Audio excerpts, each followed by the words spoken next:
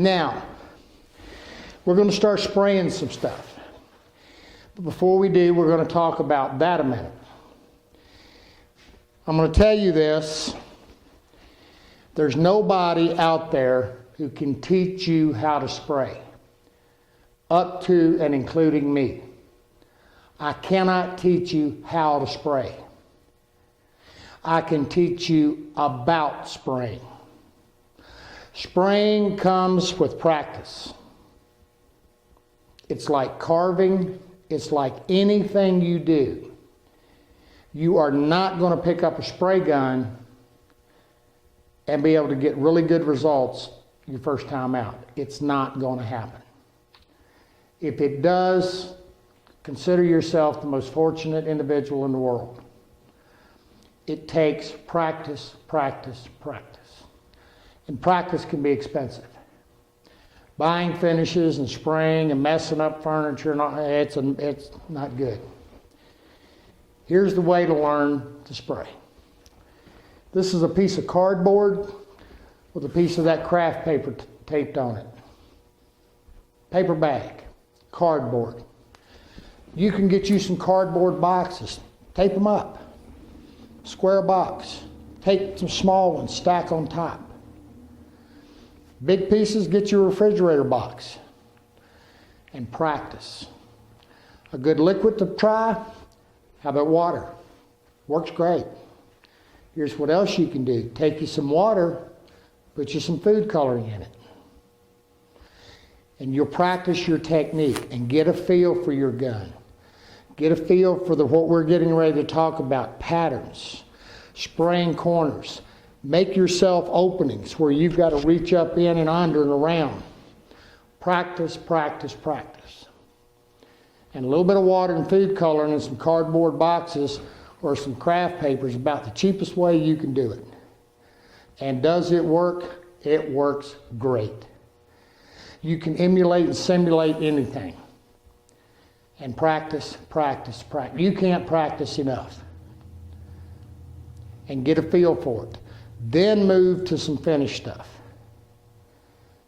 But practice is the key. Practice horizontal. Practice vertical. Spraying horizontal is a whole lot easier than vertical.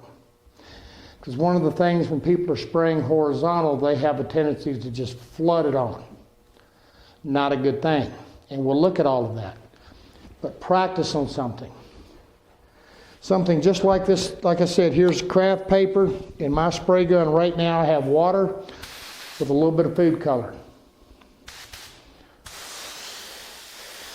I can see what I'm doing. Now don't worry too much about the runs in water because you're going to get them, believe me. But the craft paper will absorb the water and it makes it a little easier. If you don't have the craft paper, something as simple as just an old piece of cardboard. Works marvelous. We're going to come back and we're going to start spraying. Now comes the good stuff. Now I don't have to have a respirator because I got water and food color. First thing I want to tell you about a spray gun. When you're spraying, you never do this. You see that on TV. You see the guys in the movies, they're doing this and going all over the place. Not right. You want to keep the gun 90 degrees to the surface. Straight up and down, right to your surface. This is the way you spray. The other thing you want to do is every time you pass, let off the trigger, move. You want a 50% overlap, meaning that you see this pass right here, my next pass is going to be right here. Next pass, just above it. Half and half. The things that control your fluid, your how well you do. One, and again, when you come past, let off the trigger, move, depress the trigger, come back in, move. If you don't, and you don't go all the way past, that pause, that split-second pause before you reverse and go back, you're going to run it. Simple as that. Corners are best sprayed head on. Just take your gun, come right up the corner. Now, before we get into all of this, we're going to talk more about this. One of the things you got to do to spray is you got to learn how to rock. All right? Now, I can't dance as good as my buddy Bob Close, but it's a simple thing of rocking. Keep that gun parallel. Learn to rock. Don't be doing this, okay, because that's going to cause you to lead off and lead back. Learn to rock, okay? If you're spraying something long, learn to back up and do as long a rock as you can. If you can't do that, like you're spraying a dresser or something, a long dresser, stop where the drawers would divide. Don't go past. Try to get yourself a break point. And like I told you, you've got to practice, because you've got to be able to hit when you spray this much. When you come from the other side, you have to be able to come back and let off before. You see the spot?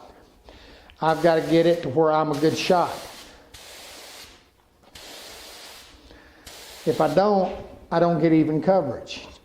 And I don't want to get real heavy in the middle. That's another thing causes runs. Now I'm going to give you a hint. Every good finisher, everybody, I don't care how long you've been spraying, runs happen. Now we'll talk about them. But the best way to handle them is when you get one, is if you're using a water base, you want a synthetic brush. If you're using a solvent, you want a nice hair brush. Again, don't go for the 39-cent stuff. Get you a really nice brush.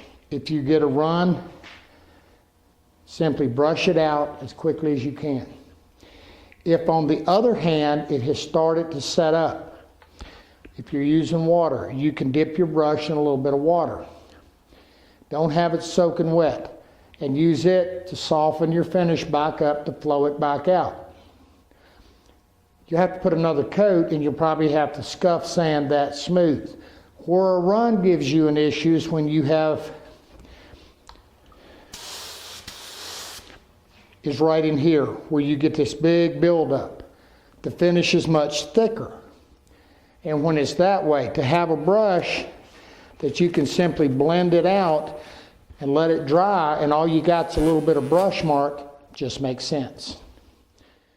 But what we're going to look at here to start with is some of those patterns we talked about. And that fan thing. If you can look at this, Billy, you have to tell me if we get it. Can you see this?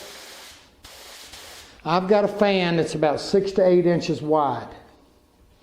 Let's look at it up here.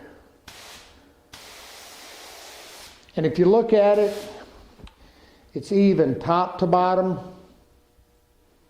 and I've got equal fluid. If it's not, and you're getting more down here than you are up here, odds are is your air cap is dirty. And simply clean it good, and you'll be okay. The other thing you want to do is make sure when you're putting material in your gun that you strain it.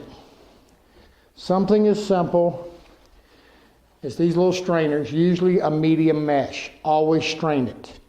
Spray guns don't spray lumps and clumps. If your spray gun is spitting,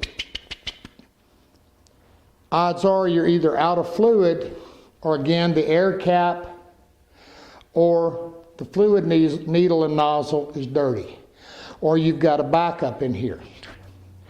One of the ways you can clear it is put your finger or with a rag over the end, pull the trigger. What that does is that makes the air reverse and come back up into the cup, and it'll usually dislodge. If that happens, dump the fluid out, rinse the gun good, back flush it, dump it out, and get yourself and restrain it. Okay? This is a typical spray pattern. Now, remember me telling you about these adjustments? This is my air.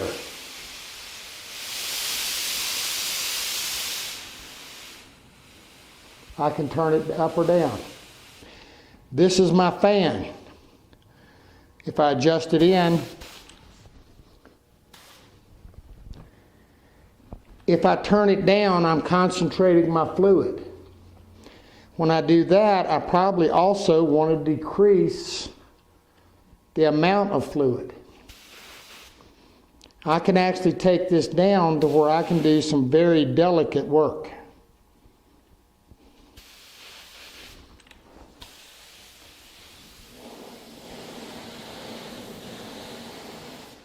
And I can get less than that. Or I can open it up, a lot more fluid, a lot more fan. You have control.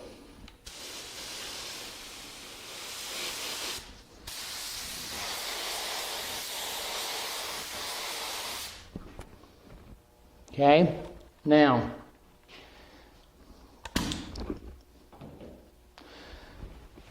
the turbines, the ones that have the fan adjustment, work exactly the same way. And just as I can with this gun, there's no difference. I'll show you on the other. By rotating the air cap, I can change the direction of my spray. Well, look at that. This gun, because it has the fan adjustment, will behave identically as the air gun, as the air compressed air gun.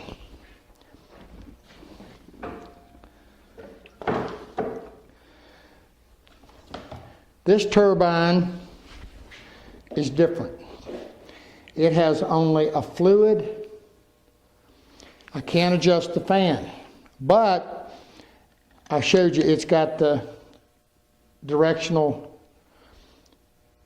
air cap on it. Now you can do the same thing with them, or this one. The only difference is these don't have a setting to create a round spray. That's done by reducing the fan and backing off. Let's take a look.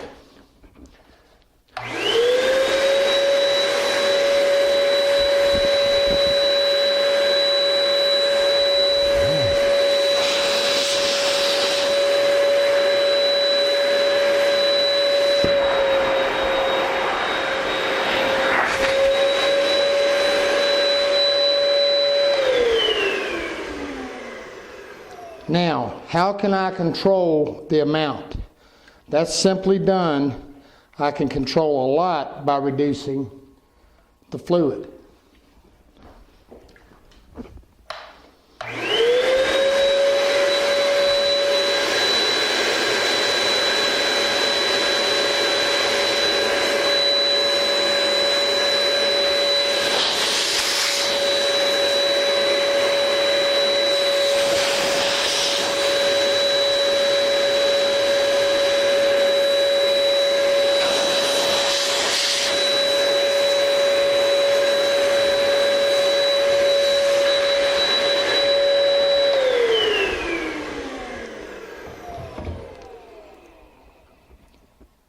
Now I'm going to show you one last thing.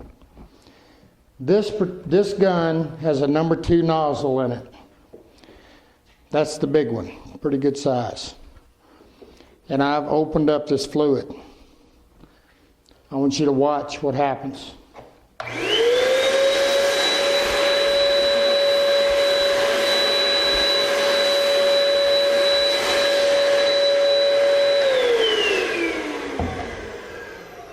Now, not quite as evident because this craft paper is soaking it up pretty quick, but when we get to some more stuff, you'll see. I'm putting out way too much fluid, and if this was a water-based finish, it would look awful. That has a number 2 nozzle. This one has a number 1. This will allow me to get on down even finer.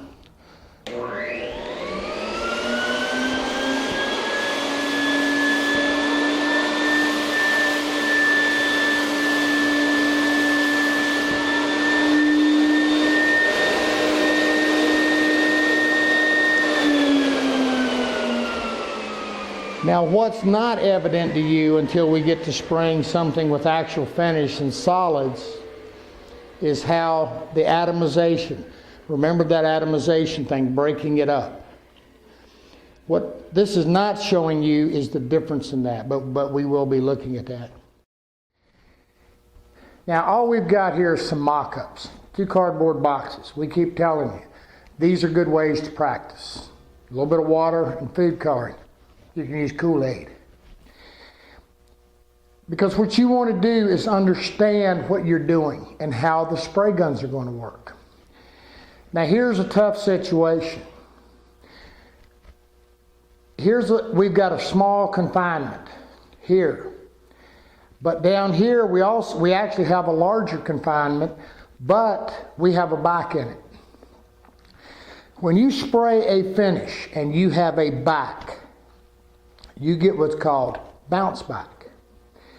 The other thing is that overspray we talked about doesn't have anywhere to go, and it will build up inside of there. It's not going to build up a whole lot with this water, but it will with a water-based finish, and it really will with a petroleum-based finish or solvent-based. Now, one of the things you have to know, you can't turn spray guns upside down. Let's look at the cup a minute. You see this angle on the tube?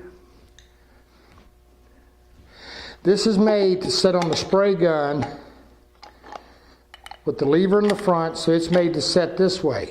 In which case, the tube is on an angle toward the front of the gun. That's so that as you're spraying, even though you're supposed to stay parallel, a little slight tilt, and it picks up all the fluid in the cup. If you turn a spray gun upside down, guess what happens? Now here's one, and it has a pressurized cup. And you see our tube that pressurizes. See that? If I turn the gun upside down, you see what happens? The fluid, now when it's under pressure, it's not as bad because it's forcing it out. But it can run up in here. My little gravity feds, because they have a vent in the top to allow them to drain effectively, I'm going to be dripping fluid. Can't turn them upside down. The only guns you can really turn upside down are the air-assisted airless. And I can turn it in any position, shape I want. Now, all of that said to say, how do you handle something like this? All right. And part of this is so you understand and can make a decision on what kind of gun you want.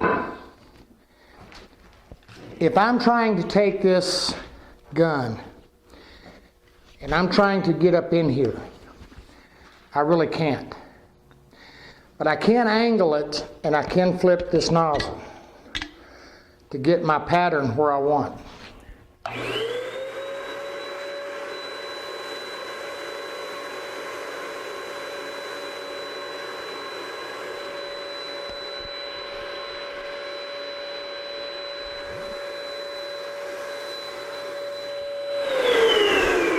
But it's difficult. It's very, very difficult.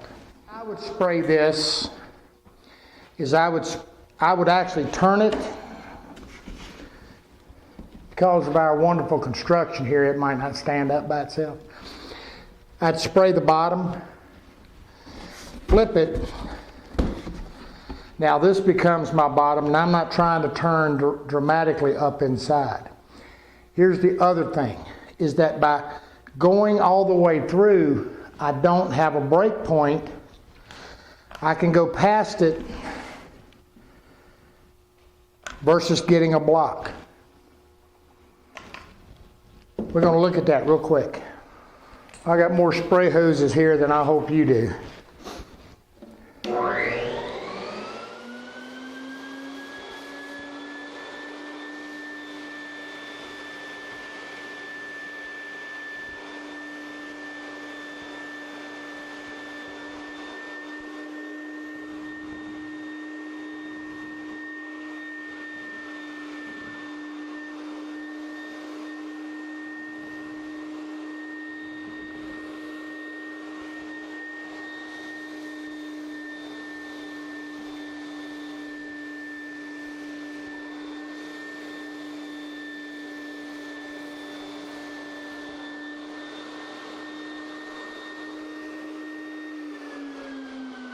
Now even with the water, I don't know if you can see it on camera, I'm getting a mist coming out of here.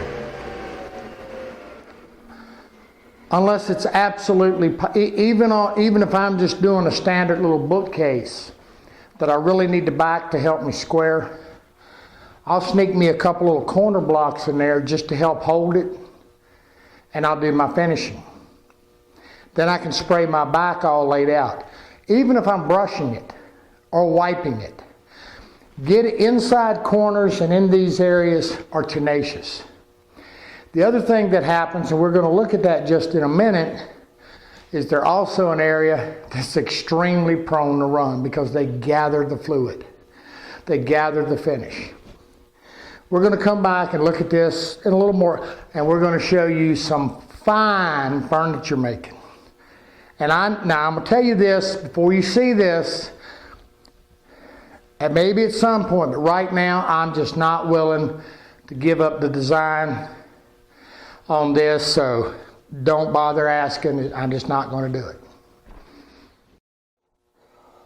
I know. Look, I've worked all my life building a reputation to be a fine furniture maker. What can I say? Now, you know you're out there laughing, and I am too. But hey, I needed something to show you.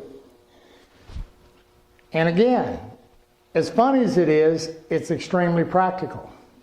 It gives you experience. It's better to use something like this than one of your masterpieces and wind up with a problem. And there's something else. Mock-ups. People fret and worry and draw and do all of this stuff trying to get proportions correct and everything like that.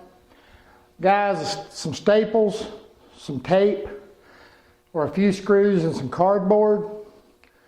We do mock-ups a lot to make sure we've got everything, you know, how wide we want our this or tall we want that. Works great. It's a good way to learn to design. But we're going to show you how to finish this masterpiece, or spray it rather. Now I hope you would do a little better sanding and easing the edges than we did, but you get the point. All right. Now we stuck a back on here. And stuck is the key word. This could really use a back to be stable. Here's the problem. When I spray this, if I try to spray this thing vertical, you see what I got? I can't get it in any good, and if I get a smaller shelf, I'm really in trouble. You know, I've got issues. The other problem is that when I spray this, because I got to do a swing, I'm going to be heavy here, light here, and then I'm going to wind up gathering on the back. The other thing is I'm trying to spray I can't get in there. That's where the rotation of the tips and the nozzles come in quite handy. I can't turn it upside down, but not having a quite full cup, I can definitely lean it. Get my fan where I want.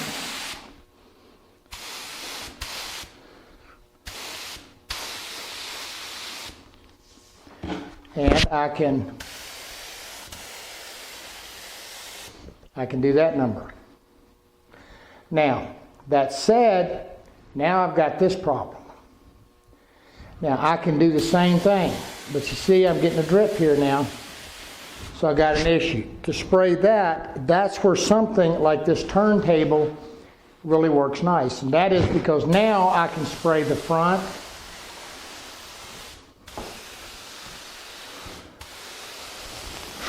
I can't get all the way back. Rotate it, spray from the other side. Works really nice. The problem is, again, this back. I can do it. But even if I'm brushing this, these connect, everywhere it connects, that's an issue, because I've got to get a nice flow this way from here down.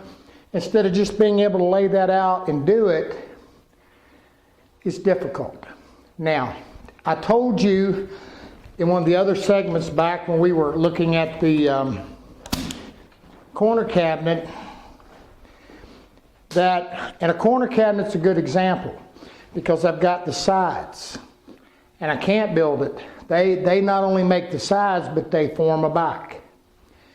But I'll still leave that center partition, the very back, the center back, if you will, I leave it out.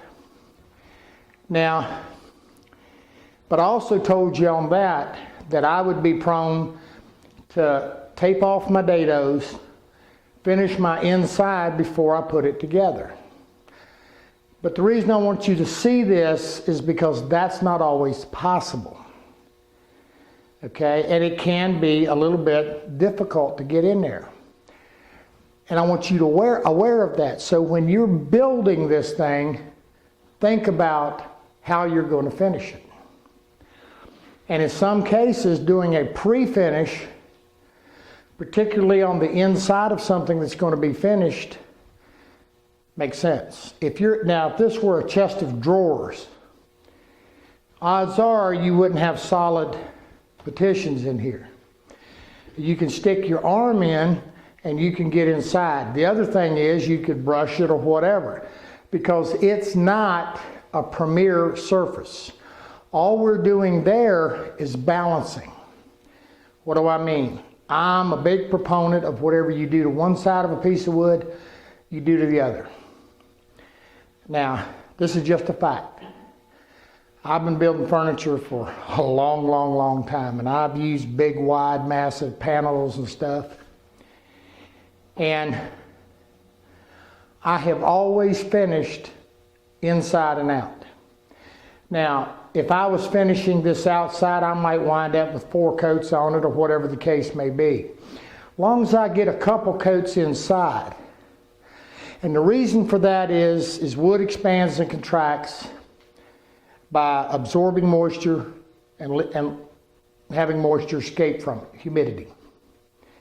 So common sense says that if this side of this piece of wood is raw and can absorb moisture far easier than the outside, the bottom of it, this side is going to try to swell. That's a no-brainer. Does it completely stop expansion and contraction? And is it guaranteed to keep it from warping or cracking? No. A lot of that can be within the grains. But it just makes sense. The other thing is this just a sign of a good craftsman. But it really makes sense. Now I'll tell you, like I said, on insides of things where it's not a premier surface, you can brush it, spray it, just get a finish in there. In that case, I'm real prone to do that before I sand the exterior. That way, if I get any overspray or anything out here, when I do my sanding, it's going to be removed. But there's some other tricks we can do. Let's assume for a minute that this was a big, massive, beautiful bookcase. You know, like the one we just saw. But we got a face frame around it. Okay. Again, what I would have done as much pre-finishing as I could. But if I spray this, all that overspray is going inside it and it's going to ruin what I've already done. Or, like I said, I would have finished the inside, then sanded the outside so that I break it down into more controllable sections to be able to handle. But again, no matter what I do, I've got to protect the inside. A little bit of masking tape and paper works great. Okay. But it's not as simple as just slap to it, because there's some issues. If this were a wide piece and I were to put this masking tape on here, straight on the edge, and I spray this, I'm gonna get a line.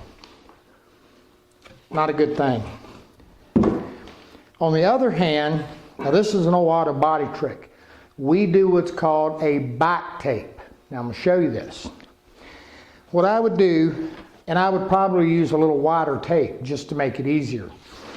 is I'll come on the back side of this face frame and I'll tape it like so. And I'll leave this stick out. Then here's an easy way to do your paper. Lay it down, stick it. Now when you're handling masking tape, you see people trying to do it in short sections. Don't. Masking tape is straight. Pull it, stick it. Now what I've got here is this. Half on the paper, half off. Then when I put it on this edge, I'm going to get a real good stick. And make sure it don't overlap nothing. But here's the key. I'm not going to get an edge here, because it creates what's called a feathered edge. We're going to look at that very quickly.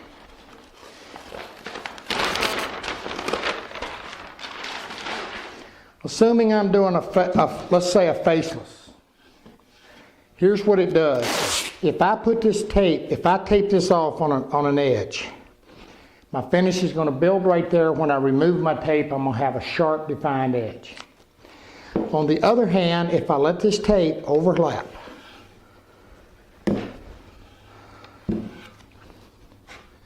make sure it's kind of winged back.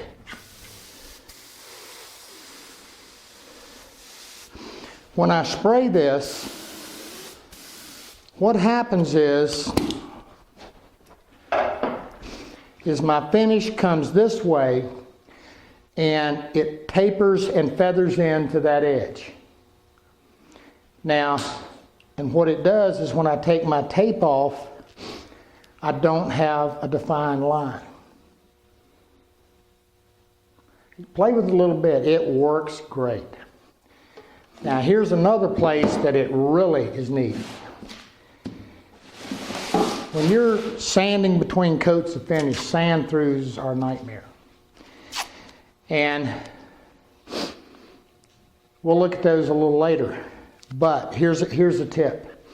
If you're going to sand through, it's going to be on that edge, right there. Well, to get color back on that, we can use a touch-up pen.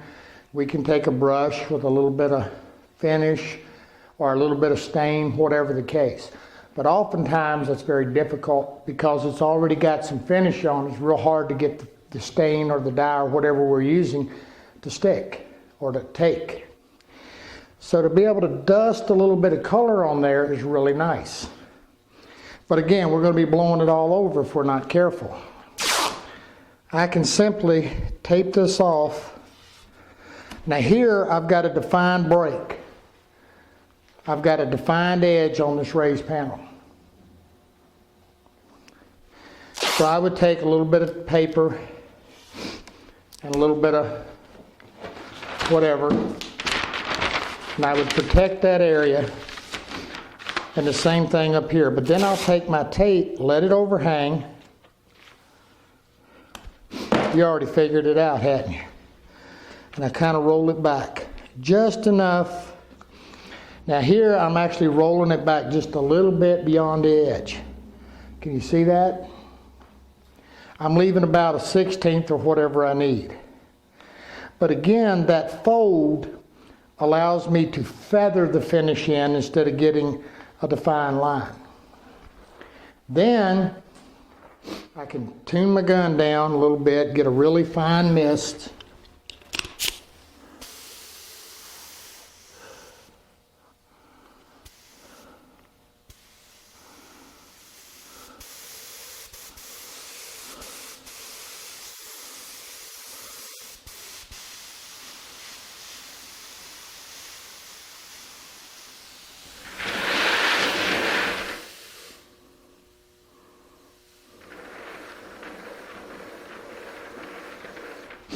And I can sneak a little bit of color in there, enough to cover my sand through. These are just some tips. Thinking before you finish, again, whether you're wiping, spraying, or whatever, just makes sense. Think about what you're going to do. And again, figuring out how you're going to finish whatever it is you're doing will make you think about your build. That's a good thing. Y'all go get your favorite beverage, get you some snacks, because we're fixing to get to the meat and taters of this thing. We're going to hit a whole bunch of stuff, so pay attention. This is a complicated thing. It's a box with a hole in it. Well, not even a whole box. I mean, this is some of that masterful construction. Cup gun, set it over top. This is a medium mesh strainer. Pour your finish in it.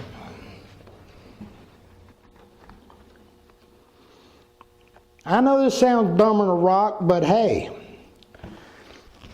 one of them things you don't think of until you stand there trying to mess with it and all that stuff. Now usually I got it the other way so I can see the top, but all right, let's move on over. Your gravity feds. Simple bracket, bent up so that the gun sits in it. Same thing.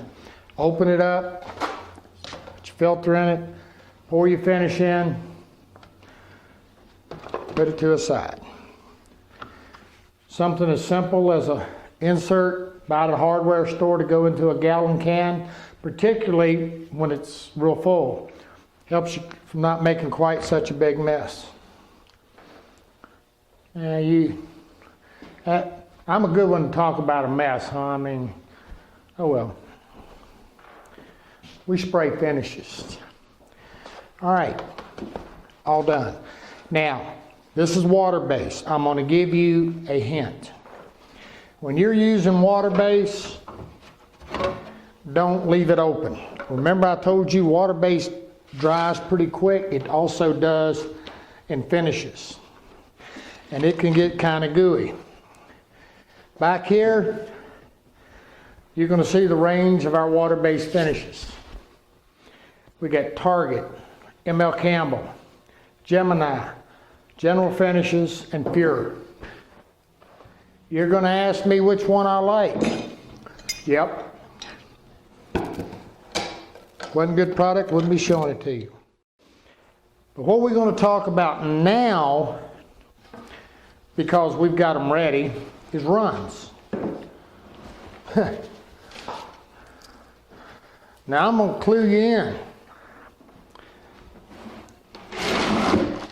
You might want to hit that fast forward button, but I really suggest you don't. Unless you're, and I don't care even how experienced you are. All right? Nobody's exempt, believe me. Now here's what I've got. I've got a run in this panel. Can you see it okay?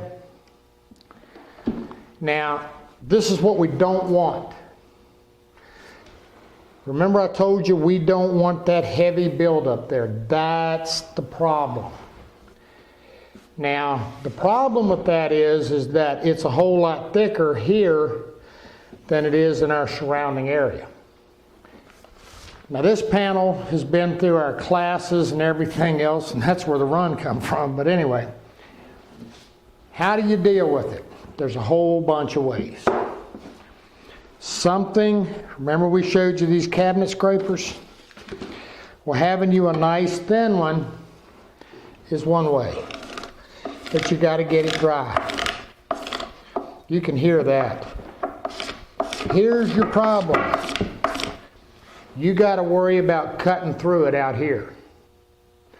And that, if you're sanding this run and you sand through out here, that's probably one of the single hardest repairs to make. If it's on natural wood, it's not a big deal, more finish. But if you've got stains and glazes and all of that, not a good thing. Little scraping. Here's another thing. Take a razor blade. Because remember what we're after. We're trying to get down we just want to get it the worst off of there. Now, the problem is, like I said, is that it's cutting in around the surrounding surface. I've seen guys grab a random orbit sander and man, they just cut a big old white or cut through their color out here. I just walk away. It's not only is it the most difficult, it's almost impossible to repair. You got to have something to sand. You know, I always compare sanding to grading a road. And you see the guys when they're done, they put the gravel down, and that gives them that. You got to have some gravel on here, guys. You got to have something to sand. Otherwise, you're going through. And it can be difficult. Now, I've got the top off of that a little bit. What I've got here is I've got my cork block, and I got a piece of 320 silicon carbide sandpaper.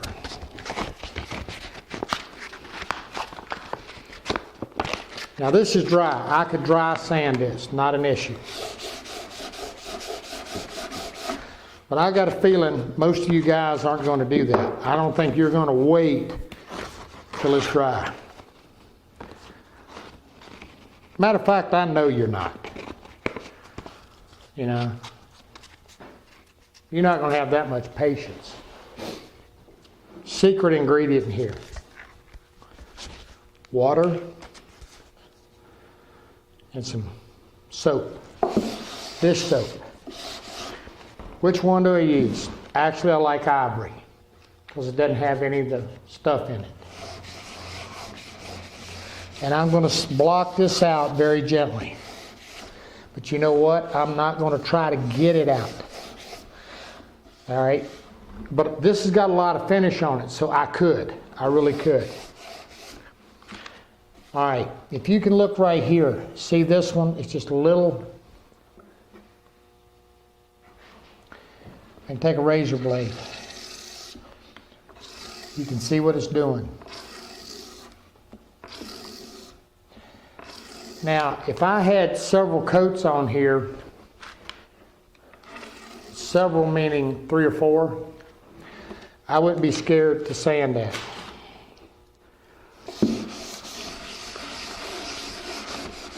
This poor panel's probably got 30 or 40 on it.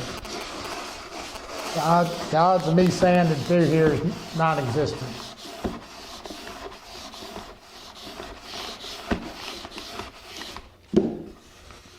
See that? I'm getting down smooth. All right, we're going to come back and look at this just a little more just in a minute.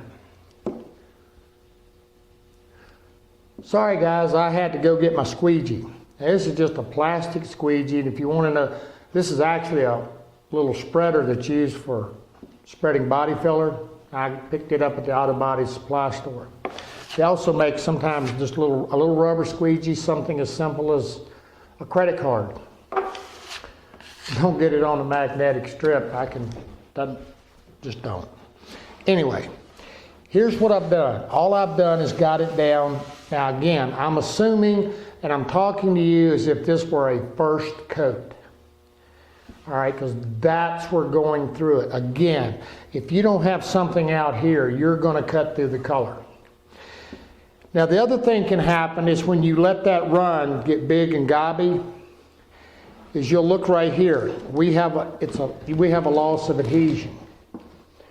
And the reason that happens is because it hasn't set and bitten in to the, even though this thing is very, very dry, that big clump of finish still isn't down in the bottom of it.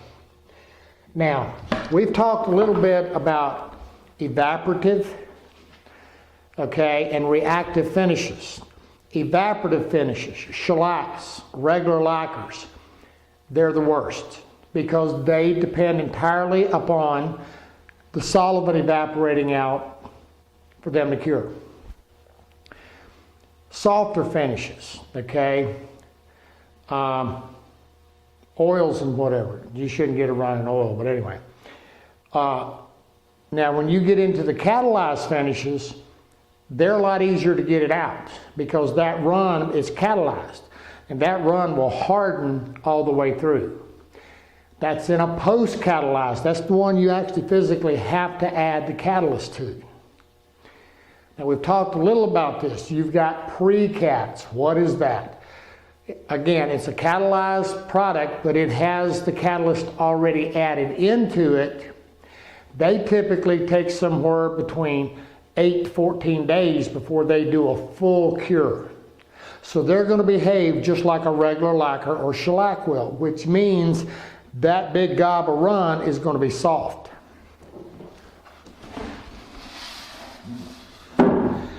Now what I did was I created a run. Then I put it in front of a heater so I could show you. When I did, I got it too hot and I cracked the finish a little bit. But so the cracks aren't relevant. But here's what I've got. I've got a very gummy, see this? I can just rake it off. If I scrape this, here's what's going to happen. I can do it, but I got to be very careful. Because here's what's going to happen. I'm going to mess up the whole top. I'm going to start peeling finish off. It's just going to be a general mess. Now this is soft.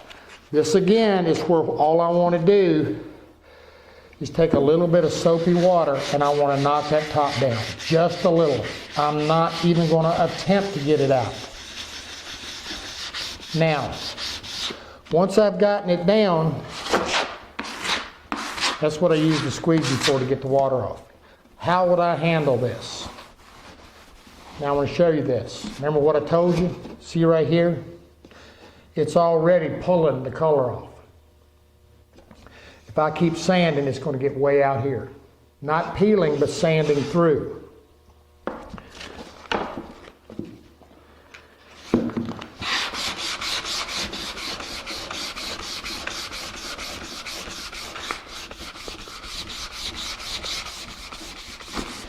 Now, one of the things that's happening here is that this water base on top of this water base stain is actually biting in, becoming a part of the stain that's under it, and when the finish came, it has taken the color with it. That's exactly what happened.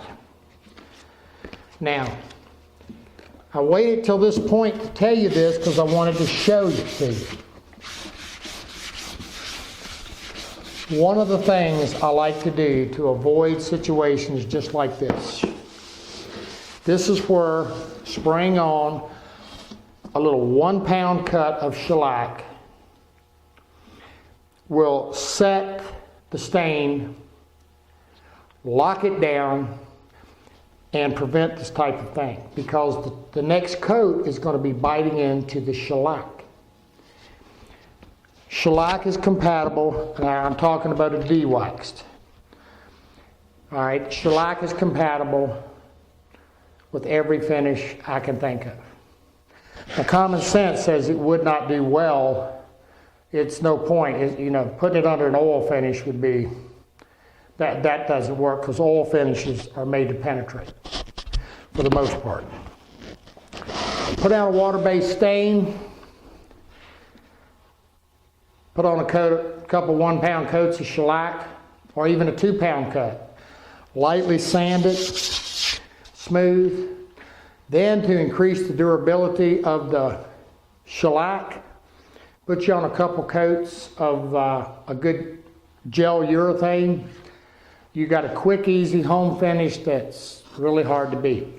So what would I do with this? Number one, I would have let it dry a lot longer. The second thing is that you would probably, and I wouldn't have sanded so far, the dumbest thing you would think of is I already got too much on here, right? No, I don't have anything to sand. I would have put more finish on it. I would have built up that area in order to give me something to sand off. Kind of like, a pothole in a road, or maybe where you live, you don't have potholes, you don't have gravel roads. My neck of the woods, we do. And you get a pothole in the road, you fill it with something. Well, this is kind of it in reverse. Because what happens is that the high ridges on the run, think of them as the road, and your normal surface on your wood as being the pothole. We got to build that up so we got something to sand off. All right, is that the best way to handle a run? No. The best way to handle a run is what I told you earlier. Now, this is water-based, so what do I want to use? Not a China bristle. That's a natural hair. I want to use a synthetic, and I want to use a good brush. I can't emphasize that enough. You see it? You see how fine that is? Can you see how fine the bristles are in this? Okay, that's the thing. See where that's running? I can take this and very gently, while it's wet, I can actually brush up it and I can pull that run out. Blend it out. That's what I'm doing. Now here's another tip. Always dampen your brush with whatever you're going to be brushing with. In other words, if you're going to be using a water base, put your brush in some water and shake it out good. And the way to clean a brush is to, once you've soaked, clean it. All right. It's like a cloth that hasn't been dampened before. It doesn't want to take the finish. And I can actually lay this out. Now I don't have that big gob. Once this flows on out and dries, all I'm going to have is some very minor brush marks at the most to sand out. Very easy. Plus it's going to dry even and equal. All right. Let's assume for a minute that we've caught this thing, we noticed it kind of halfway between. Meaning it's too wet, it's too dry to brush, but it's too wet to sand. How can you handle that? Kind of the same way. You got to have something to work with. Re-wet it, give it a little bit to soften.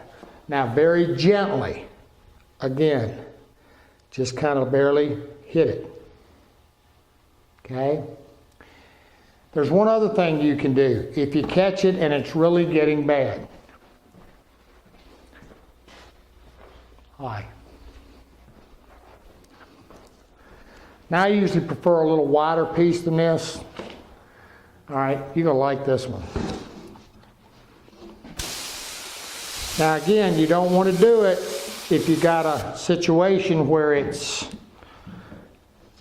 not quite dry, or where it's kind of in that in-between thing, where it's gooey, gummy.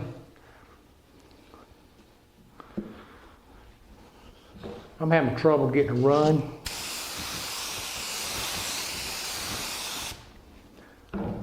So while we're waiting for this puppy to run, I'm going to tell you a little bit more about water base. Water base is temperature sensitive and it's humidity sensitive. Okay? If you've got a 80 or 90% humidity, you really don't want to spray water base.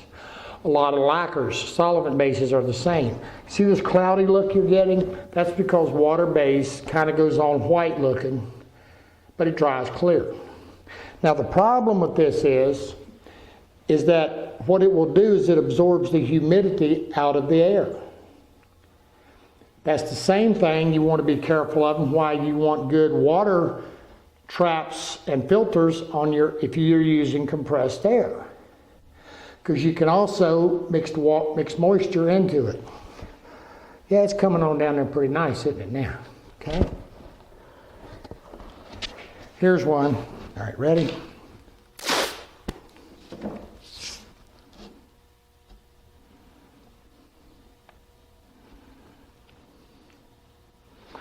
This is still a little bit wet. Told you I like it a little wider. It's no body man's trick. Car painter. Now it's not going to leave you a perfect surface, but what it's going to do is pull off a ton of that excess.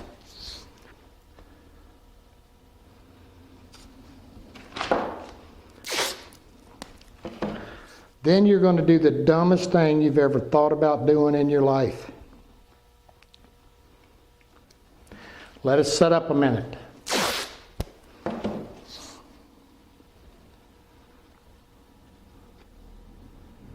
And as you kind of walk up there, you're going to see the line is going to kind of start to, now I really soak this to get a good run. You're going to get, and just laying it on, don't press it. All right, now, this is a perfect situation for me to brush it out. But if I left it, I would leave it a little bit, just enough that it would tack. Tack meaning I can touch my finger and it's sticky.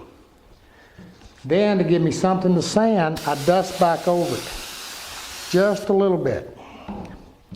Now what that's going to do is that's going to help flow this back down and kind of lay it down. The object of you're not going to come out perfect, not going to happen. But the object of the game is not to get that big, heavy gob on there that you're going to have to work out later. Again, I can also take my brush and just kind of feather it out, let it dry. I'm going to tell you, I've done this with a really nice brush. I want you to notice the tip of this brush. It's kind of turning pink. That's actually where this water is pulling up some of my color from underneath.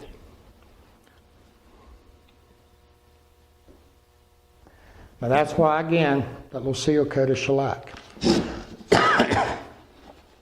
Let that dry. Come back, sand it out. Now I'm not brushing this hard. All I'm doing is just like I was brushing a finish.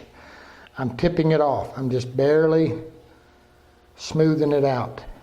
All I'm doing.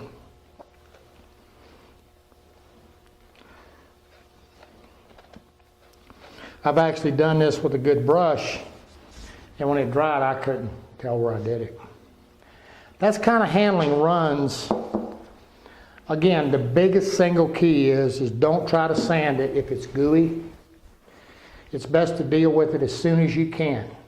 If it's gooey, you got to re-wet it. Sometimes you can also take and very gently, water-based water, if it's a lacquer thinner, and gently take a cloth and just work the edge, the high part of that run a little bit, but you want to keep your cloth good and wet because you're trying to redissolve it. All right, again, having that little 1 pound cut of shellac down under there, or 2 pound, is going to keep you from dissolving through it.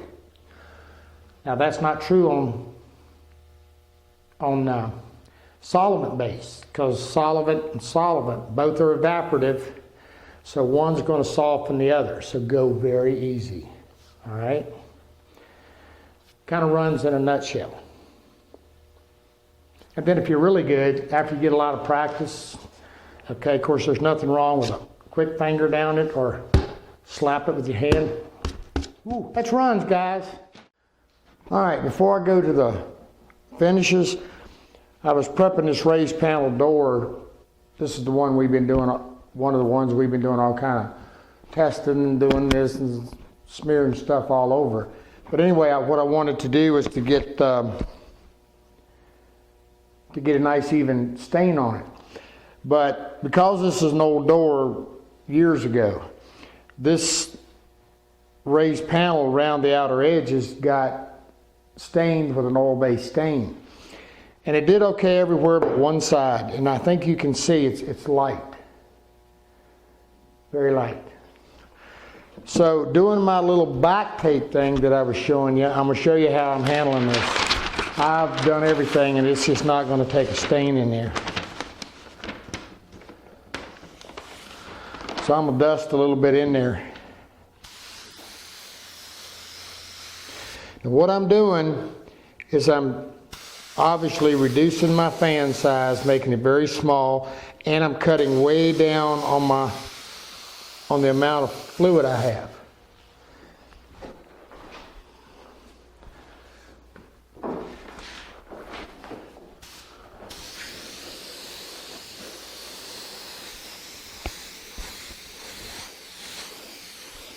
Now you notice I've got this tape rolled back. I don't have a defined edge.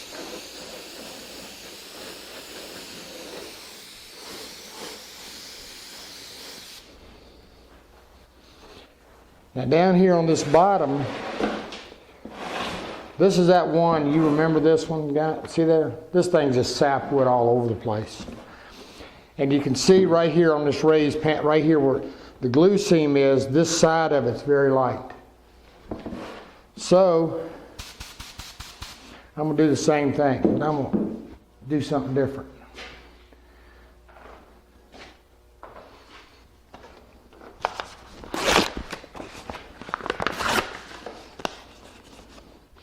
I don't want to get a whole lot over there, but I don't want a real defined edge, so I'm just going to keep that overspray from going that way.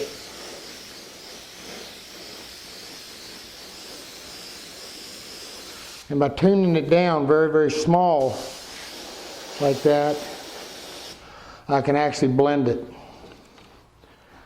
How we doing?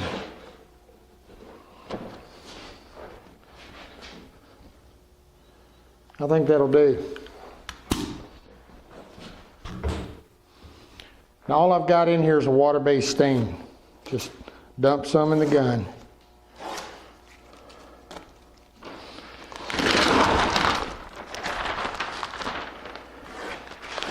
Alright, that ain't bad. I've still got a little bit light right here on this edge, but I think I can wipe that in. Let's see. Yep.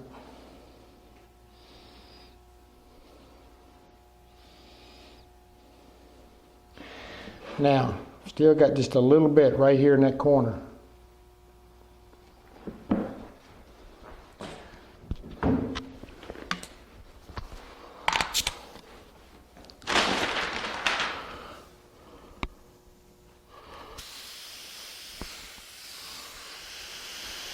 What I'm doing is I'm reducing my fluid even more.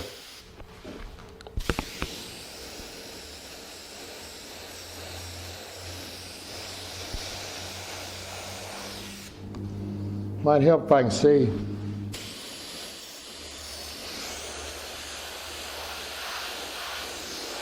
I don't even know if on camera you can even see the fluid going on. All right, that's toned in good enough.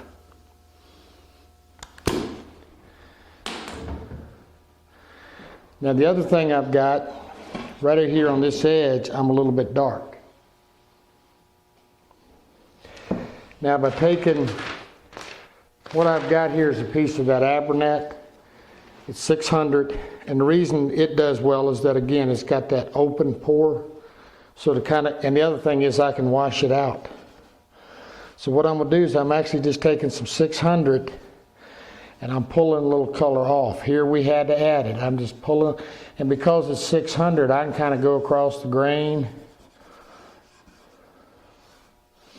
Over here in this corner where I just shot, I should have put a piece of tape, but I got just a little darker than what I wanted right there. So again, I can pull it off. And that's what I'm trying to show you, is that, you know, staining and getting color is more than just smearing color on something and expecting it to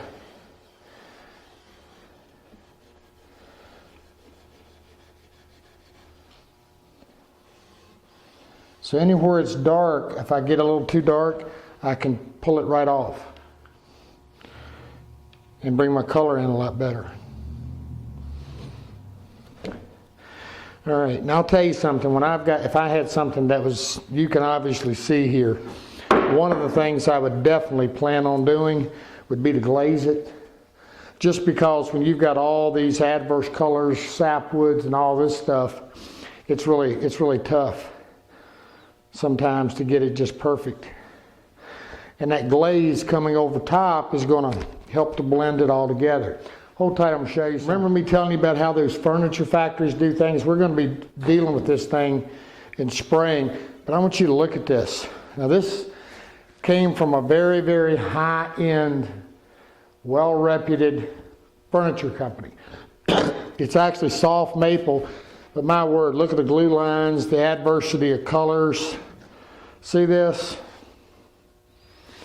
Now to get that to looking like anything, that's where you got to be able to do those layered finishes. And that's what they do.